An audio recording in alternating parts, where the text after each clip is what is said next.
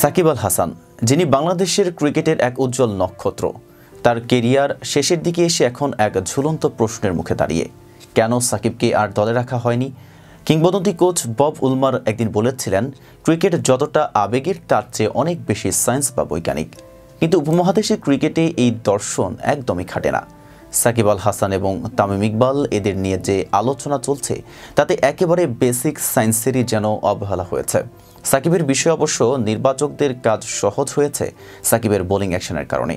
সাকিব দ্বিতীয়বার অ্যাকশন পরীক্ষায় ফেল করার পর তাকে শুধুমাত্র ব্যাটসম্যান হিসেবেই বিবেচনা করা হয়েছে, যা একে তো তার পারফরম্যান্সের প্রতি অবিচার, আবার অন্যদিকে দলের সমন্বয়ে প্রতিবন্ধকতাও তৈরি করেছে।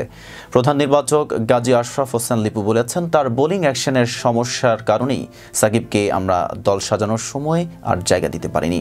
অথচ এই সাকিব আল হাসানই 2006 সালে অনূর্ধ্ব-19 বিশ্বকাপ খেলার পর আইসিসি চ্যাম্পিয়ন্স ট্রফির জন্য বাংলাদেশে প্রথমবার দল থেকে নির্বাচিত হন।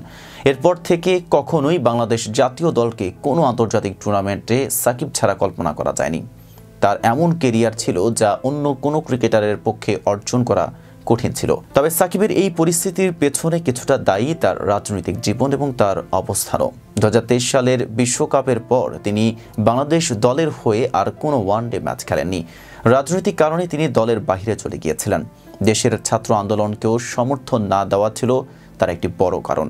হাসিনার বিরুদ্ধে শিক্ষার্থীদের আন্দোলন যখন তুঙ্গে, তখন তার অনুপস্থিতি এবং তাদের পক্ষে না দাঁড়ানো বাংলাদেশ ক্রিকেট দলের প্রতি জনগণের বিশ্বাসে বড় ধরনের চ্যালেঞ্জ হয়ে দাঁড়িয়েছিল। সাবেক ক্রিকেটার মোহাম্মদ রফিক সাকিবের এই পরিস্থিতি নিয়ে ব্যথিত মন নিয়ে বলেছেন, আমরা কিভাবে এত তাড়াতাড়ি ভুলে যাই সাকিবকে? সাকিব কয়টা বিশ্বকাপ খেলেছে, দেশের কয়টা প্লেয়ার কয়টা খেলেছে, এখন সাকিবকে নিয়ে কেন সমস্যা দাঁড়াচ্ছে? তার সাফল্য, তার ম্যাচ জেতানো ইনিংসগুলো, তার অবদান, এসব কিছুই তাকে এক প্রকার দেশের আইকন করে তুলেছিল। তারপরও সব কিছু শেষ হতে চলেছে এমন এক পদ্ধতিতে যেখানে সাকিবের জায়গাই নেই। এতক্ষণ সাথে ছিলাম মেহেদি হাসান। ফেস দ্য পিপলের সাথে থাকার জন্য ধন্যবাদ।